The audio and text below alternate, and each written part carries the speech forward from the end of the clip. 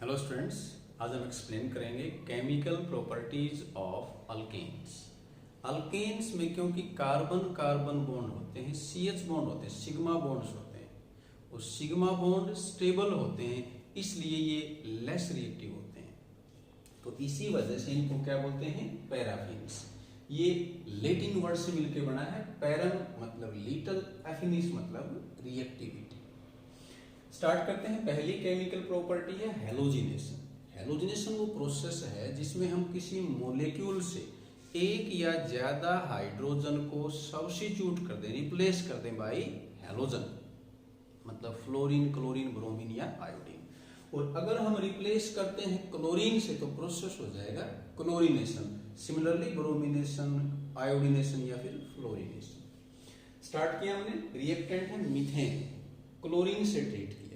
In presence of sunlight या heat कर दें तो ये Cl बॉन्ड टूट जाएगा और यहां से एक CH बॉन्ड टूट जाएगा तो CH3 रह जाएगा, उसके साथ Cl कंबाइन कर लेगा और जो एक H निकलेगा वो कंबाइन कर लेगा दूसरे Cl से, तो ये HCl इसमें साइड प्रोडक्ट आ जाएगा। तो अगर क्लोरीन की अमाउंट लिमिटेड है तो यहीं तक रिएक्शन कंप्लीट हो जाएगी। ये क्या बन गया? क्लोरोमीथेन। लेकिन अगर हम क्लोरीन को एक्सेस में ले लें तो इसके बाकी हाइड्रोजन भी क्लोरीन से रिप्लेस हो जाएंगे। यहां देखें, दूसरा रिप्लेस कर दिया, ये थर्ड कर दिया, ये बन गया क्लोरोफॉर्म। और यहां चारों मीथेन के हाइड्रोजन रिप्लेस हो गए Cl से, तो बन गया कार्बन टेट्रा क्लोराइड। सिमिलरली अगर हम ब्रोमीन लेंगे इसकी जगह तो ये सेम रिएक्शन है, इनकी जगह Br आता चला जाएगा। लेकिन अगर मान लिया रिएक्टेंट है अपने पास आयोडीन, तो उस केस में ये रिएक्शन रिवर्सिबल है। रिएक्शन तो सिमिलर है, यहां जैसे Cl2 था तो HCl आया था, इसमें I2 है तो HI आ जाएगा। लेकिन क्योंकि HI एक स्ट्रॉन्ग रिड्यूसिंग एजेंट है। स्ट्रॉन्ग क्यों है? क्योंकि HI के बीच में वीक बॉन्ड है I का बड़ा साइज होने के कारण, इसलिए ये HI इसको रिड्यूस कर देगा। रिडक्शन क्या है? Removal of electronegative atom, addition of hydrogen, तो I की जगह वापिस क्या आ जाएगा? H। तो अगर हम चाहते हैं कि ये रिएक्शन इरिवर्सिबल हो तो इसको रिमूव करना पड़ेगा। तो इसके लिए हम क्या करेंगे? इस रिएक्शन को कैरी आउट करेंगे in presence of oxidising agent like nitric acid. ये इसको ऑक्सीडाइज कर देगा। HI ऑक्सीडाइज होगा तो क्या बन जाएगा? I2, और बाकी प्रोडक्ट्स आ जाएंगे NO2 वाटर। तो नाइट्रिक एसिड ऑक्सीडाइजिंग एजेंट था, उसने HI को ऑक्सीडाइज कर दिया। अब ये रिएक्शन क्या हो जाएगी? इरिवर्सिबल।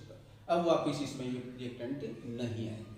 तो ये हमने बताया आयोडीनेशन। अब क्वेश्चन आता है कि हम फ्लोरीन को यूज क्यों नहीं करते? फ्लोरीनेशन के बारे में हमने यहाँ क्यों नहीं लिखा? उसका कारण समझें। मान लिया हम फ्लोरीनेशन कैरी आउट करना चाहते हैं तो यहां इस तरह का हम प्रोडक्ट समझ सकते हैं कि ये ऐसा कुछ बनेगा। लेकिन कैरी आउट क्यों नहीं किया जाता? क्योंकि FF बॉन्ड है ये वीक है। क्यों वीक है? क्योंकि F के पास 3 लोन पेयर है। रिपल्सन की वजह से FF की बॉन्ड लेंथ बढ़ जाती तो बॉन्ड की स्ट्रेंथ कम हो जाती है। तो वीक बॉन्ड है तो एनर्जी एब्जॉर्ब कम होगी। लेकिन C के साथ F का बॉन्ड हाईली स्टेबल है, इसलिए यहां बहुत ज्यादा एनर्जी रिलीज होगी। और एनर्जी ज्यादा रिलीज होने से प्रोसेस एक्सप्लोसिव हो जाएगा, उसको कंट्रोल करना डिफिकल्ट होगा। और साथ साथ वो जो एनर्जी है वो इस रिएक्टेंट को भी ब्रेक कर देगी। यहां से कार्बन कार्बन बॉन्ड भी ब्रेक हो जाएंगे तो इसमें इस तरह से डिफरेंट प्रोडक्ट्स आ जाएंगे। तो फ्लोरीनेशन को डायरेक्ट कैरी आउट नहीं करते, इसको अवॉइड करते हैं। तो ये हमने बताया हैलोजिनेशन क्या है। अब एक बात समझें, इसमें ये रिएक्शन हुई कैसे? तो इसके लिए हम इसका मैकेनिज्म लिख रहे हैं। ये एक फ्री रेडिकल सब्स्टिट्यूशन रिएक्शन है और ये 3 स्टेप में कंप्लीट होती है। पहला स्टेप है चेन इनिशिएशन स्टेप। इस स्टेप में क्या होगा? क्लोरीन क्लोरीन मोलिक्यूल के बीच में जो बॉन्ड है उसका होमोलाइटिक फ्यूजन हो जाएगा, यानी कि क्लोरीन का जो पेयर है ये दोनों एटम एक एक इलेक्ट्रॉन ले लेंगे, तो ये सिमेट्रिकल डिस्ट्रीब्यूशन, इसलिए इसको होमोलाइटिक या सिमेट्रिकल फ्यूजन बोलते हैं। तो अब क्या बन गया ये फ्री रेडिकल। सेकंड है चेन प्रोपोगेशन स्टेप। इसमें क्या होगा, मीथेन से एक CH बॉन्ड टूट जाएगा और ये CH बॉन्ड भी होमोलाइटिकली टूटेगा, तो दो रेडिकल बन जाएंगे, एक मिथाइल और एक H।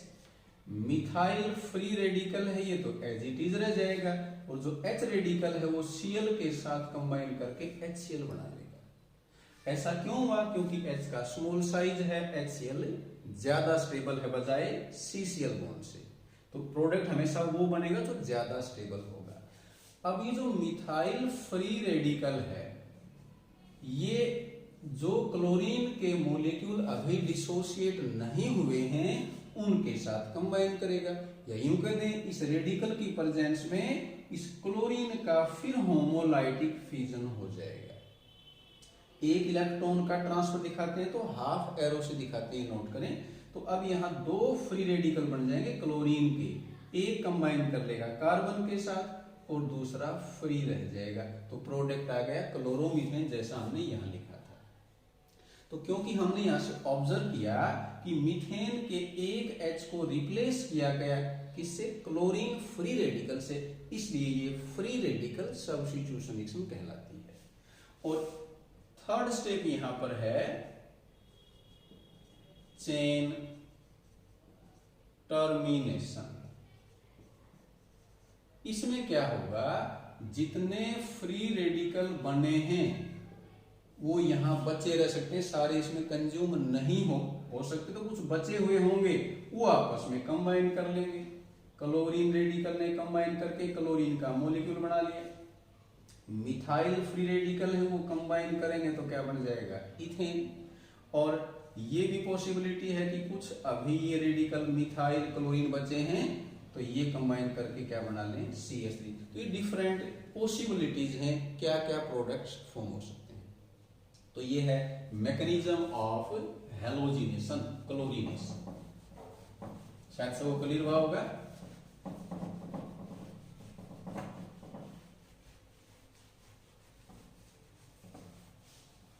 हेलोजिनेशन के बाद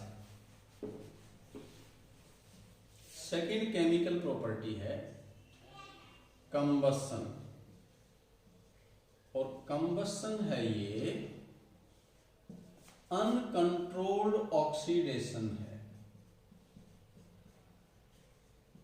यहां प्रोडक्ट की फॉर्मेशन कंट्रोल में नहीं है, इसलिए क्या बोलते हैं इसको, अनकंट्रोल्ड ऑक्सीडेशन। तो रिएक्शन लिखने के लिए हम अल्केन का जनरल फॉर्मूला लिख लेते हैं, और इसमें प्रोडक्ट क्या क्या आते हैं, किसी भी हाइड्रोकार्बन का कंबसन करते हैं तो CO2 और वाटर आते हैं। वो कितने कितने मोल्स बनेंगे, इसके लिए हमने ये बैलेंस इक्वेशन लिख दी। अब मान लिया इनकी जगह 1 रख दें तो ये आएगा मीथेन, यहां इनकी जगह 1 रखेंगे तो ये कितना हो जाएगा 2, और ये आ जाएगा 1 और ये आ जाएगा 2। तो ये है कंप्लीट कंबसन ऑफ मीथेन। अगर मान लिया ऑक्सीजन है वो लिमिटेड सप्लाई में है, ऑक्सीजन एक्सेस में नहीं है, तो देखो इसमें क्या बनेगा, तो अब इसका कंबसन है वो कंप्लीट नहीं होगा, ये इनकम्प्लीट कंबसन का एग्जांपल है।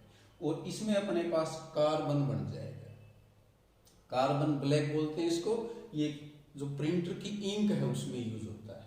तो कंप्लीट अगर कंबसन है तो CO2 वाटर बनेंगे, और इनकम्प्लीट है तो कार्बन और वाटर बनेंगे। तो ये कंप्लीट है अबाउट कंबसन या uncontrolled oxidation. Third chemical property है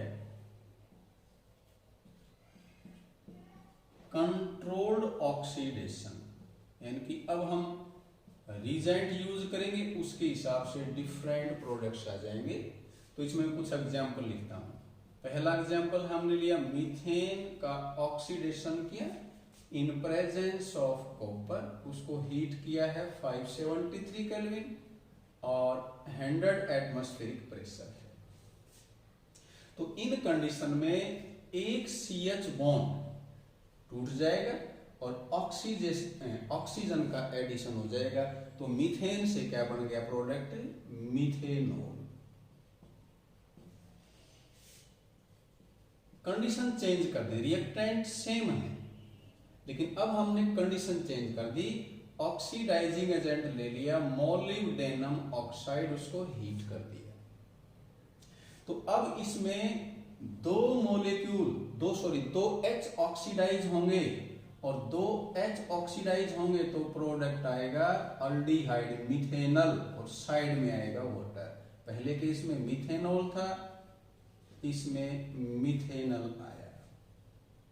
क्वेश्चन दिमाग में है कि ऐसा क्यों हुआ। देखो एक बार कंडीशंस के हिसाब से इसमें हाइड्रोजन ऑक्सीडाइज होंगे, इन कंडीशन में 2 H ऑक्सीडाइज होंगे तो इस कार्बन के साथ ये 2 OH आ जाएंगे।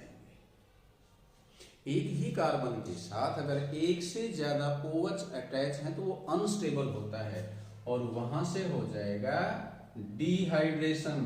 तो देखो क्या बना, C के साथ 2 H हैं, ये मैंने 2 H ऐसे लिख दिए और ये क्या आ गया डबल बॉन्ड ऑक्सीजन और साथ में क्या आ गया वाटर।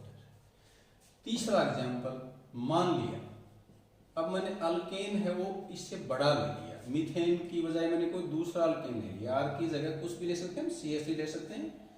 और अब हमने ऑक्सीडाइजिंग एजेंट लिया है सिल्वर ऑक्साइड, तो इन कंडीशन में बनता है कार्बोक्सिलिक एसिड।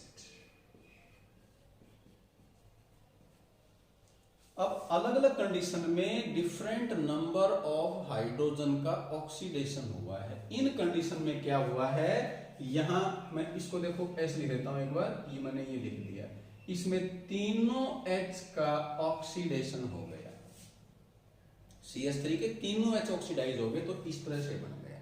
तो अभी बताया था हमने, एक से ज्यादा OH एक ही कार्बन के साथ है तो अनस्टेबल, तो डिहाइड्रेशन, लॉस ऑफ वाटर। तो अब अपने पास ये आ जाएगा कार्बोक्सिलिक एसिड, ये OH, ये वाला OH तो निकल गया ना, ये OH बचा हुआ ये यहां लिख दिया हमने और साथ में आ जाएगा वाटर।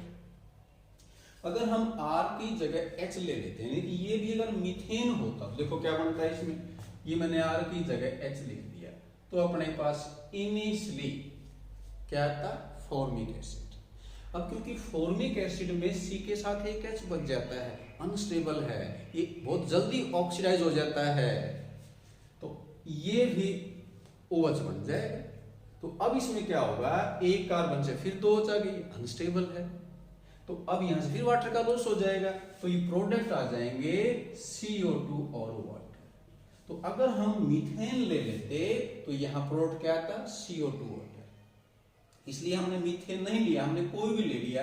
अब मान लिया मैं R की जगह लेता हूं CH3 तो अपने पास प्रोडक्ट आ जाएगा इथेनोइक एसिड। इथेन से क्या गया, इथेनोइक एसिड। तो ये देखो अलग अलग कंडीशन में डिफरेंट प्रोडक्ट्स हैं, तो ये कंट्रोल्ड ऑक्सीडेशन है क्योंकि हमने कंडीशंस के हिसाब से इसको कंट्रोल किया है। और एक लास्ट एग्जांपल इसमें और लिख लेते हैं, मान लिया अपने पास कोई ऐसा अल्केन है जिसमें टर्सरी हाइड्रोजन हो, देखो इसमें ये टर्सरी हाइड्रोजन है क्योंकि ये टर्सरी कार्बन के साथ अटैच है। तो अगर किसी अल्केन में टर्सरी हाइड्रोजन है और उसको हम पोटेशियम पर मैग्नेट से ऑक्सीडाइज कर दें तो ये CH ऑक्सीडाइज हो जाएगा और क्या बन जाएगा, टर्सरी अल्कोहल। ये कंप्लीट किया हमने अबाउट कंट्रोल्ड ऑक्सीडेशन। नोट कर ले, शायद सो क्लियर हो गया ये।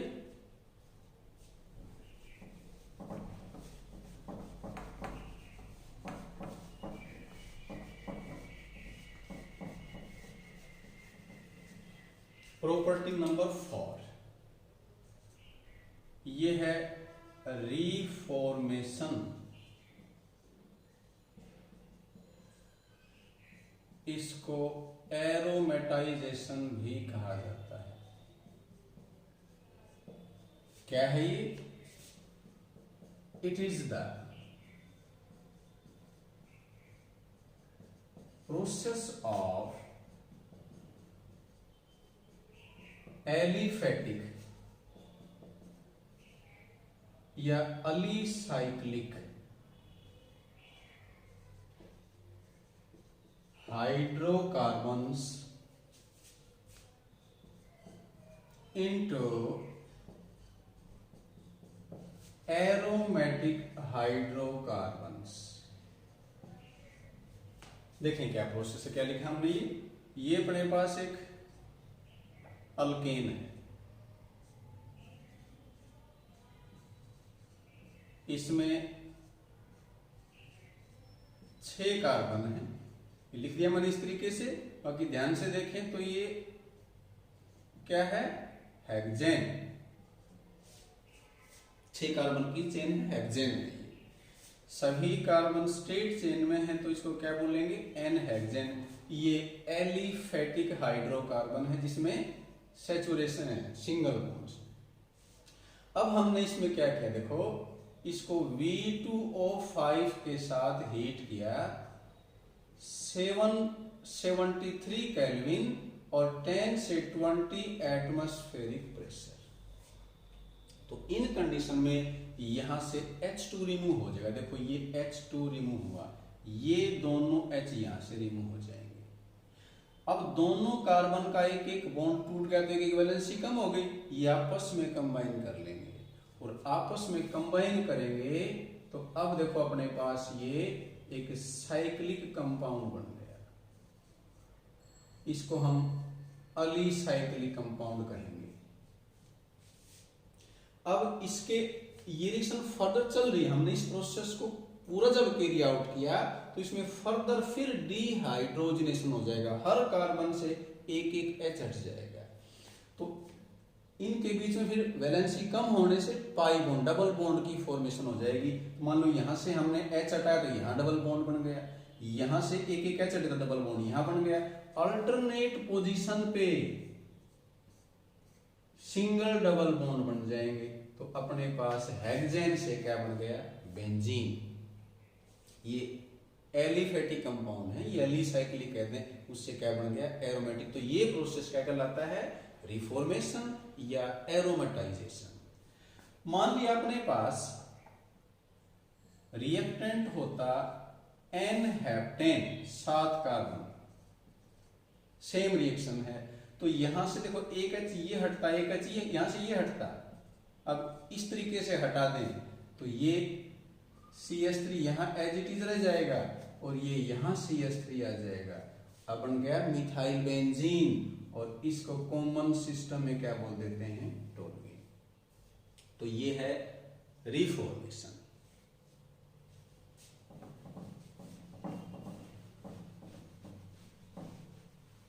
अगली प्रॉपर्टी है आइसोमेराइजेशन।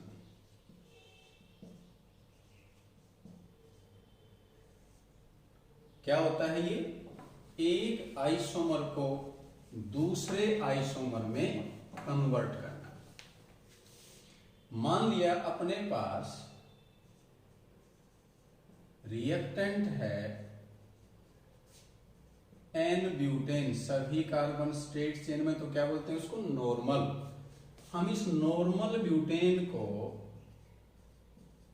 ये लेविस एसिड है एनहाइड्रस एल्यूमिनियम क्लोराइड, इसके साथ हीट करते हैं तो इसमें क्या होगा, रीअरेंजमेंट हो जाएगा। इसको रीअरेंजमेंट रिएक्शन भी कहा जाता है, मतलब एटम यही रहेंगे लेकिन उनकी पोजीशन चेंज हो जाएगी।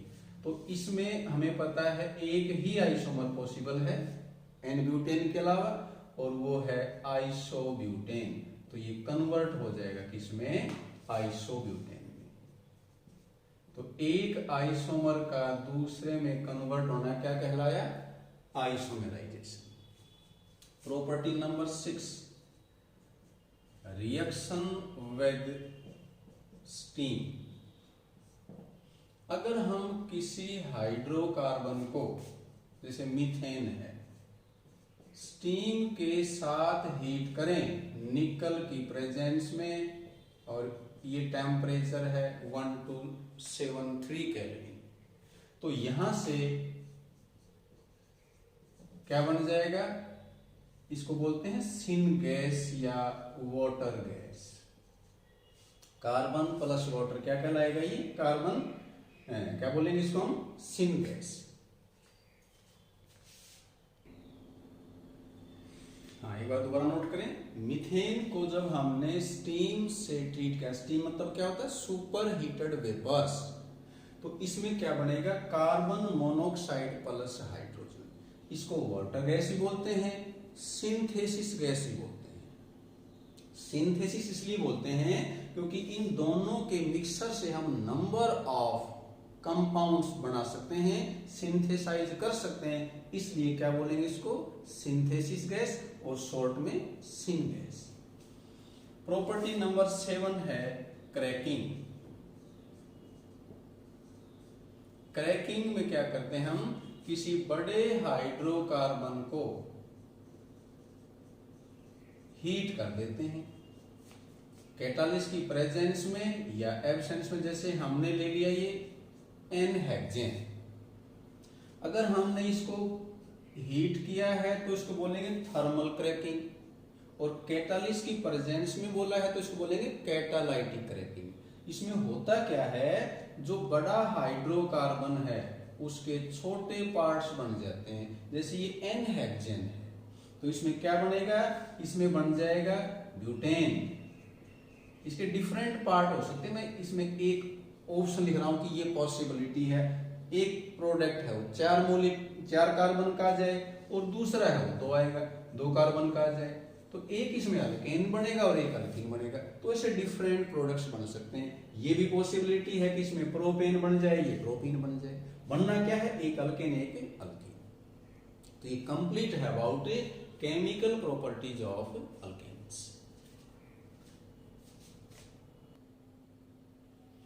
लास्ट में आज का जो टॉपिक हमने बताया उसमें क्वेश्चन आता है, ये एक्सरसाइज का फर्स्ट क्वेश्चन है, how do you account for the formation of ethane during chlorination of methane. हमने जो मैकेनिज्म एक्सप्लेन किया था उसमें अगर हमें याद है तो प्रोपोगेशन स्टेप के अंदर क्या फॉर्म हुए थे, methyl free radicals. During chain propagation step methyl free radicals are formed, और ये methyl free radical termination step में आपस में कंबाइन कर लेंगे और उससे क्या बन जाएगा, इथेन। तो इस वीडियो में इतना ही करेंगे। आज हमने क्या एक्सप्लेन किया है, केमिकल प्रॉपर्टीज ऑफ अल्केन।